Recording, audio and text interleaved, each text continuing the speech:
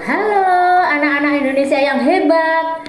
Selamat bertemu kembali dengan saya, Sulistiani, biasa dipanggil Bu Sulis, dalam program pembelajaran Pendidikan Agama Kristen dan Budi Pekerti. Nah, anak-anak, pada kesempatan ini Ibu akan menyampaikan pembelajaran pendidikan agama Kristen untuk kelas 6. Jangan lupa siapkan buku, Alkitab, dan alat tulis kalian. Oke, sebelum kita mulai, kita berdoa dulu ya. Terima kasih Tuhan untuk kesempatan yang indah ini. Kami boleh belajar bersama-sama. Biarlah Tuhan sendiri yang akan menolong, memberkati setiap kami, sehingga kami mengerti apa yang disampaikan oleh guru kami. Terima kasih Tuhan, kami menyerahkan pembelajaran ini ke dalam tangan-Mu. Di dalam nama Tuhan Yesus, kami sudah berdoa. Haleluya, amin. Nah adik-adik, dalam pembelajaran kali ini, materi yang akan kita pelajari adalah tentang bersyukurlah senantiasa, yang ada di kitab Keluaran pasal 15 ayat 1 sampai ayat 21. Nah, kita mau lihat bersama-sama tujuan dari pembelajaran kali ini. Yang pertama, siswa dapat menjelaskan alasan-alasan mereka bersyukur. Yang kedua, siswa dapat menyebutkan contoh-contoh sikap bersyukur. Yang ketiga, siswa dapat membedakan sikap yang bersyukur dan tidak bersyukur. Yang keempat, siswa dapat menunjukkan sikap yang selalu bersyukur dalam hidupnya. Nah, itu tadi tujuan pembelajaran yang kita harapkan setelah adik-adik belajar tentang materi ini. Nah, sebelum kita akan masuk dalam materi lebih jauh lagi, kita akan melihat bersama-sama apa sih yang dimaksud dengan bersyukur. Apa sih artinya bersyukur? Nah, menurut Kamus Besar Bahasa Indonesia, bersyukur itu artinya berterima kasih, mengucap syukur. Nah, di dalam bahasa Yunaninya diterjemahkan dengan kata eukaristeo, artinya ucapan syukur, berterima kasih dengan hati yang tulus. Nah, itu tadi arti dari kata bersyukur. Nah, sekarang kita mau melihat apa arti dari senantiasa, kata dari senantiasa. Nah, kata senantiasa diartikan itu adalah selalu, selama-lamanya, tidak putus-putusnya, dalam situasi dan kondisi apapun. Jadi, arti bersyukurlah senantiasa di sini adalah selalu mengucap syukur atau berterima kasih dengan sepenuh hati dan dalam segala situasi dan kondisi. Nah, memang bersyukur atau mengucap syukur atau juga dikatakan berterima kasih adalah sesuatu yang bisa dikatakan gampang-gampang susah. Gampangnya seperti apa? Gampang kalau semua berjalan dengan baik. Kita mengalami keberhasilan, kita mengalami kesuksesan. Contohnya, ketika ada ulangan kalian nilainya bagus, the best. Tapi sebaliknya, kita susah bersyukur, berterima kasih ketika mengalami hal-hal yang sedih. Misalnya ketika kita sekolah, kita kehilangan uang saku kita. Waduh, nanti nggak bisa jajan, nggak bisa beli sesuatu. Nah, sedih. Nah, jadi dari arti bersyukurlah senantiasa itu kita bisa mengerti bahwa bersyukur, berterima kasih itu harus dilakukan dalam segala situasi kondisi. Dalam keadaan senang, dalam keadaan sedih, kita harus selalu bersyukur. Nah, sekarang coba apa lawan kata atau keterbalikannya dari bersyukur? Ada yang bisa? Nah, lawan katanya bersyukur itu seperti apa? Suka mengeluh, suka ngomel, sedikit-sedikit, aduh, pulang sekolah capek-capek, lihat di meja makan, aduh, gak suka aku makanannya seperti itu, ngomel, mengeluh, bersungut-sungut. Nah, itu tidak boleh kita lakukan ya. Sekarang apa yang menjadi penyebab? Next, apa yang menjadi penyebab sehingga orang sulit untuk bersyukur? Nah, yang pertama, bisa jadi orang itu tidak pernah puas dengan apa yang sudah dimiliki, sehingga selalu merasa kurang. Misalnya, suatu hari diberikan tas oleh orang tua kalian, seneng. Nah, ketika ke sekolah, kalian melihat ada tas teman yang lebih bagus, lalu aduh, tasku jelek, gak seperti punya temanku. Nah, itu berarti kita tidak bersyukur. Kemudian yang kedua, terlalu mengasihi diri sendiri. Misalnya gini, aduh, kenapa ya aku nggak pinter menyanyi, aku kok nggak pinter pelajaran. Nah, sehingga kita merasa rendah diri. Nah, itu juga salah satu contoh tidak bersyukur. Kemudian suka membanding-bandingkan dengan teman kita. Enak ya temanku, orang tuanya kaya, punya segalanya, sedangkan aku. Nah, itu juga membuat kita tidak bersyukur. Kemudian juga kita melupakan kasih Tuhan, pemeliharaan Tuhan. Ya, kita harus bersyukur loh, kalau kita masih bisa bernafas. Coba kita bandingkan, kalau ada orang-orang yang ada di rumah sakit, mereka kalau kesulitan bernafas ada bantuan oksigen. Nah, kalau kita sehat, bisa bernafas dengan bebas, bukankah itu suatu pemeliharaan, suatu kasih yang Tuhan berikan kepada kita? Nah, itu perlu kita syukuri. Kemudian juga ternyata sikap tidak bersyukur itu juga karena disebabkan orang itu menuntut terlalu tinggi. Kenapa ya bapakku dulu kok tidak menjadi pejabat dan lain sebagainya, sehingga kita kurang bisa mengucap syukur. Nah, Ibu berharap apapun keberadaan kalian, apapun kondisi orang tua kita, keluarga kita harus bersyukur kepada Tuhan, karena Tuhan mempunyai rencana yang terbaik bagi setiap anak-anak yang dikasihnya. Oke, nah supaya lebih jelas kita akan bersama-sama melihat contoh dari seorang anak yang bisa bersyukur ketika melihat sesuatu yang ada sekitarnya itu sebetulnya tidak baik, dalam kondisi yang sangat-sangat minim dan terbatas. Nah, di buku paket kita ada di halaman 57, di situ dikisahkan ada seorang anak dari keluarga yang sangat kaya. Rumahnya besar, di dalamnya ada kolam renang, di depan rumahnya ada taman yang luas, yang dihiasi oleh lampu-lampu yang sangat mahal harganya. Kemudian punya pembantu yang sangat banyak. Rumahnya dikelilingi oleh pagar yang tinggi dan kuat.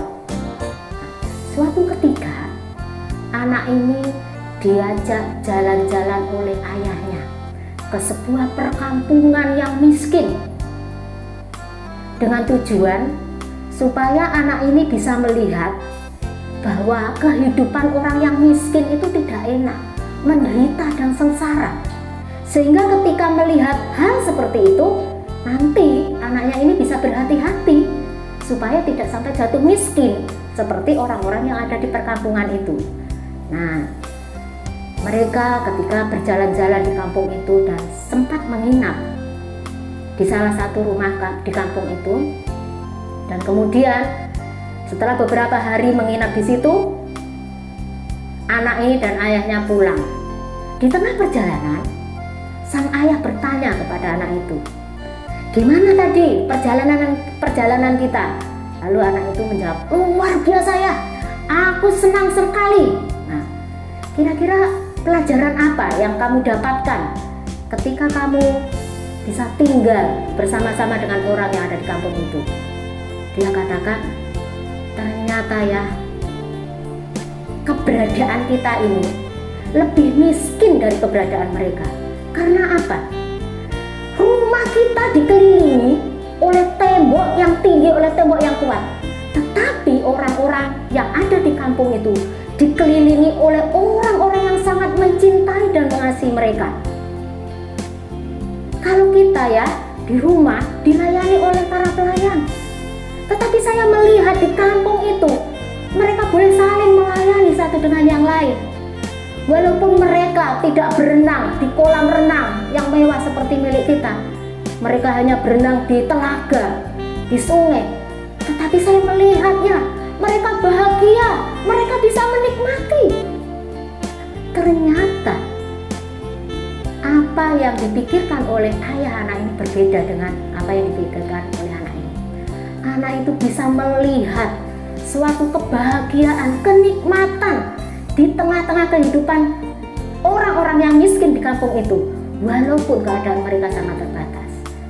Nah, adik-adik, dari cerita ini kita bisa mengambil kesimpulan, kita bisa mengambil satu pembelajaran bahwa kebahagiaan itu tidak ditentukan oleh seberapa banyak kekayaan yang kita miliki, tetapi seberapa besar rasa syukur yang kita miliki, yang kita bisa naikkan kepada Tuhan. Bersyukurlah dengan apa yang ada, maka kamu akan bahagia. Makanya ibu jadi ingat ada nyanyian yang mengatakan, syukuri apa adanya, hidup adalah anugerah. Jadi sekecil apapun peristiwa kejadian yang kita alami, kita harus bersyukur. Karena di balik semuanya itu, Tuhan punya rencana yang terbaik dalam hidup kita. Jadi adik-adik, dari cerita ini kita bisa mengerti bahwa setiap saat, setiap waktu kita bisa bersyukur. Tidak harus menunggu perkara-perkara yang besar yang aja terjadi dalam hidup kita. Dari hal-hal yang kecil kita bisa bersyukur, seperti halnya anak kecil tadi. Nah, selanjutnya kita akan menjawab pertanyaan yang ada di dalam buku kita. Di situ dikatakan, bersyukur atas hal apakah anak dalam cerita di atas? Bu Sulis akan membantu menjawab, bersyukur untuk semua hal yang telah dilihatnya di kampung, kesederhanaan orang-orang yang ada di kampung itu, keterbatasan dalam hidup mereka, tetapi mereka bahagia, mereka bisa menikmati hidup mereka. Nah, yang kedua, mengapa anak itu mengatakan jika mereka ternyata miskin? Ya karena walaupun sang anak ini memiliki fasilitas yang sangat banyak dan sangat mewah, ternyata apa yang dimiliki orang kampung itu lebih membahagiakan mereka. Rasa kebersamaan, kekeluargaan, keceriaan yang mereka miliki. Nah, itu yang menjadi alasan kenapa si anak itu mengatakan bahwa dia merasa miskin hidupnya dibandingkan dengan orang-orang kampung itu. Karena anak ini melihat, sekalipun orang-orang di kampung itu hidupnya miskin dan terbatas, tetapi mereka bisa mengucap syukur, mereka bisa merasa bahagia. Next. Nah, jadi kita tadi sudah bersama-sama mengambil satu pelajaran dari kisah tentang anak kecil tadi. Jadi Bu Sulis jadi ingat pujian yang mengatakan, semua baik, apa yang kau perbuat di dalam hidupku. Nah, nyanyian ini mengatakan kepada kita, apapun yang kita alami, apapun keberadaan kita, keluarga kita, orang tua kita, diri kita, kita harus meyakini bahwa itu semua baik diberikan Tuhan kepada kita. Next. Nah, adik-adik, kita juga mau melihat contoh bersyukur yang ada di kitab Keluaran pasal 15 ayat 1 sampai 21. Di situ ada satu cerita tentang bangsa Israel. Nah, bangsa Israel adalah bangsa pilihan Allah. Waktu itu bangsa Israel diperbudak oleh bangsa Mesir. Lama sekali, kurang lebih hampir 430 tahun. Nah, kemudian Tuhan mengutus Musa untuk memimpin orang Israel keluar dari bangsa Mesir.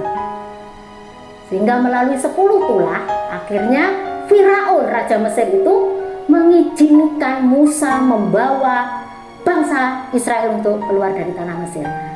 Dalam perjalanannya menuju tanah perjanjian, yaitu tanah yang dijanjikan oleh Tuhan kepada nenek moyang bangsa Israel, yaitu kepada Abraham, Ishak, dan Yakub. Di tengah perjalanan mereka menghadapi persoalan. Ternyata di depan mereka ada membentang luas laut Tiberau. Nah, ketika mereka melihat di depan mereka ada laut Tiberau, mereka berpikir, gimana caranya bisa menyeberangi? Tidak ada kapal, tidak ada perahu. Kalaupun berenang mungkin tidak bisa karena terlalu luas laut Tiberau itu untuk diseberangi. Nah, ternyata masih kebingungan mereka berpikir bagaimana caranya menyeberang. Ternyata di belakang mereka ada pasukan Mesir yang sedang mengejar mereka, pasukan berkuda yang jumlahnya banyak sekali. Nah, adik-adik bisa bayangkan, di depan ada laut Tiberau, di belakang ada pasukan bangsa Mesir. Pasti mereka ketakutan. Jumlah mereka, adik-adik, sekitar ada 2 juta orang, terdiri dari orang dewasa, pemuda remaja, anak-anak kecil, orang-orang tua. Ditambah lagi mereka sambil membawa harta benda mereka, ternak. Bayangkan kalau ada jadi Musa, memimpin, jadi ketua kelas, memimpin teman-teman kita jumlahnya 36 sampai 40 saja, repotnya minta ampun. Ini 2 juta orang, Musa memimpin mereka. Nah, ketika bangsa Israel tahu kalau di belakangnya ada pasukan Firaun yang mengejar, mereka berteriak-teriak kepada Musa, "Musa, gimana ini? Kita pasti akan mati di sini." Tapi luar biasa, ketika bangsa Israel merasa ketakutan karena di belakang ada tentara Firaun, di depan ada laut Tiberau, ada mengatakan maju kena, mundur kena. Tepat pada waktu itulah Tuhan menolong, memerintahkan kepada Musa untuk mengacungkan tongkatnya, sehingga laut Tiberau itu terbelah jadi 2, sehingga bangsa Israel bisa melewati laut itu dengan selamat sampai ke tepi. Kemudian tentara Firaun yang banyak jumlahnya itu mengejar. Di tengah-tengah laut akhirnya Musa mengembalikan kembali dengan tongkatnya, akhirnya laut itu kembali seperti semula, sehingga tenggelamlah seluruh pasukan Mesir beserta dengan kereta dan tentara-tentaranya. Nah, ketika mengalami peristiwa itu, bangsa bangsa Israel sangat bersukacita sekali. Mereka menyanyi, menari, bersukacita, bersyukur, berterima kasih kepada Tuhan. Waktu itu Musa ditemani dengan kedua kakaknya Harun dan kakaknya Miriam. Miriam memimpin bangsa Israel untuk menari, membawa rebana, mengucap syukur kepada Tuhan karena sadar kemenangan, keselamatan yang baru diperoleh oleh bangsa Israel itu bukan karena kekuatan manusia mereka, tapi oleh karena tangan Allah yang boleh menolong dan menyelamatkan mereka. Nah, adik-adik, ketika bersyukur dalam keadaan kemenangan, kita mendapatkan satu keselamatan, kesuksesan, memang gampang untuk kita lakukan. Tapi satu misal nilai kita bagus, kita dapat ranking, aduh terima kasih Tuhan. Nah, itu patut kita lakukan. Jangan sampai kita merasa, oh ini karena saya pinter, saya belajar. Kalau gitu enggak usah mengucap syukur, itu juga kurang betul. Kita harus mengucap syukur untuk keberhasilan yang kita peroleh, karena itu juga karena kebaikan dari Tuhan, seperti yang dilakukan oleh bangsa Israel itu. Tapi coba sebaliknya, adik-adik, kalau keadaan kita dulunya kaya, sekarang miskin, dulu dapat ranking 1, kemudian menjadi turun jadi ranking 10, Masih bisakah kita mengucap syukur? Masih bisakah kita tersenyum? Buru-buru tersenyum, Bu. Bisa terus bersuka cita saja, sulitnya minta ampun. Seringkali kalau kita menghadapi hal-hal yang menyedihkan, sulit untuk mengucap syukur.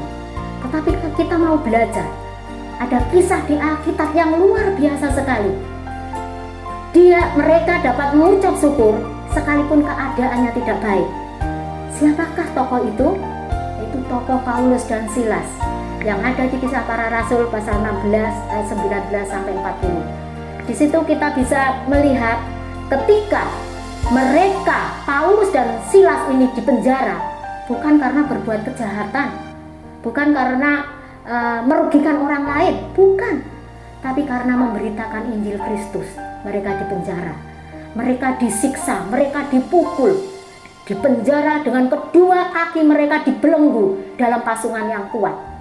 Tetapi yang luar biasa, adik-adik, ketika tengah malam di dalam penjara, Paulus dan Silas ini memuji Tuhan, mengucap syukur kepada Tuhan, walaupun badannya sakit semua, merasa pedih semua karena baru dipukuli banyak orang. Tetapi itu tidak mengurangi rasa sukacita Paulus dan Saulus untuk memuji Tuhan. Dan akhirnya apa yang terjadi, adik-adik? Terjadilah gempa bumi yang hebat. Sampai-sampai pondasi penjara turut bergoyang. Semua pintu penjara terbuka dan terlepaslah semua rantai yang membelenggu mereka. Kepala penjara yang menyadari, melihat peristiwa ini, merasa ketakutan. Waduh, gimana ini? Semua tahanan pasti lepas ini, melarikan diri. Pasti aku nanti dihukum, dan lain sebagainya. Tapi yang luar biasa, Paulus dan Silas ini tetap ada di tempat. Dia tidak melarikan diri. Dan oleh karena itu, akhirnya melalui kesaksian hidup, pemberitaan yang disampaikan oleh Paulus dan Silas, oleh peristiwa yang baru dialami itu, akhirnya kepala penjara ini menjadi percaya kepada Yesus. Dan singkat cerita, akhirnya Paulus dan Silas ini dibebaskan karena setelah diselidiki, Paulus dan Silas ini tidak ada kesalahan sama sekali. Nah, ini memberikan pembelajaran kepada kita bahwa di tengah-tengah situasi kondisi yang mungkin secara manusia menderita, sakit, tetapi ketika Saulus dan Silas ini bisa mengucap syukur, maka mujizat Tuhan itu terjadi. Itu bisa kita lakukan dalam kehidupan kita. Apapun yang kita alami, kita mau belajar bersyukur. Kalaupun toh Tuhan tidak menolong kita, paling tidak Tuhan memberikan kekuatan, kemampuan, penghiburan kepada kita untuk tetap bersyukur kepada Tuhan. Nah, selanjutnya, bagaimana caranya memahami supaya kita bisa bersyukur? Yang pertama, ada pertanyaan, mengapa kita perlu bersyukur atau berterima kasih kepada Tuhan? Karena Tuhan telah menciptakan, memberi kehidupan dan keselamatan kepada kita. Berikutnya, perasaan apa yang kamu rasakan ketika kamu mampu bersyukur atau berterima kasih kepada Tuhan dan sesama manusia? Perasaan bahagia dan damai sejahtera. Bagaimana caranya agar kamu dapat terus memiliki kemampuan bersyukur meskipun nanti keadaanmu kadang-kadang baik atau tidak baik? Yang pertama, belajarlah tetap mempercayai bahwa rencana Tuhan itu yang terbaik dalam hidup kita. Yeremia 11 ayat 29. Bahwa rancangan-rancangan Tuhan itu rancangan-rancangan yang penuh damai sejahtera dan penuh pengharapan. Yang kedua, percaya bahwa Allah turut bekerja dalam segala sesuatu, baik suka maupun duka, untuk mendatangkan kebaikan bagi orang-orang yang mengasihi Dia. Ada di Roma pasal 8 ayat 28. Dan yang terakhir, percayalah bahwa pencobaan-pencobaan, masalah-masalah, kesulitan-kesulitan yang kamu hadapi tidak akan melebihi kekuatanmu. terdapat di 1 Korintus pasal 10 ayat 13. Jadi tetaplah bersyukur apapun yang terjadi dalam hidup kita. Nah, menghayati hidup yang dipenuhi rasa syukur. Kamu tentu pernah mengucap syukur dan berterima kasih baik kepada Tuhan maupun kepada orang lain.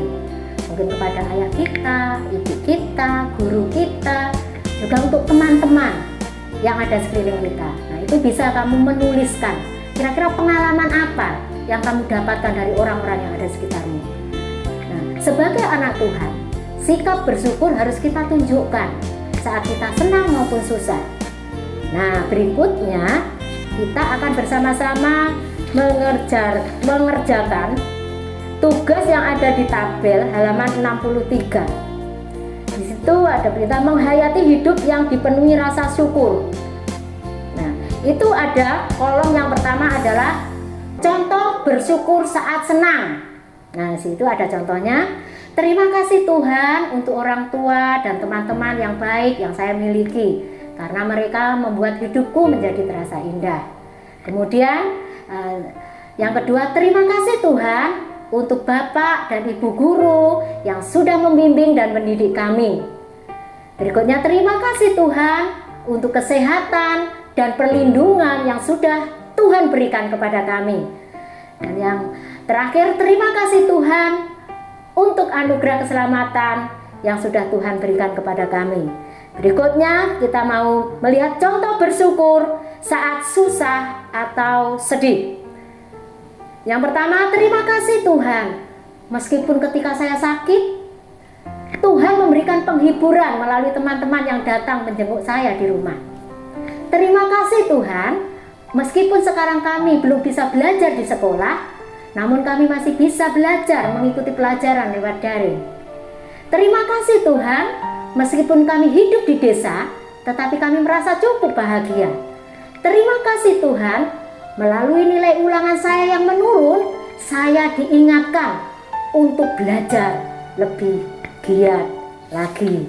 Nah, itu tadi adalah contoh-contoh sikap mengucap syukur dalam keadaan senang ataupun dalam keadaan susah. Nah, kesimpulan dari pembelajaran kita kali ini adalah hidup bersyukur adalah tanda orang beriman.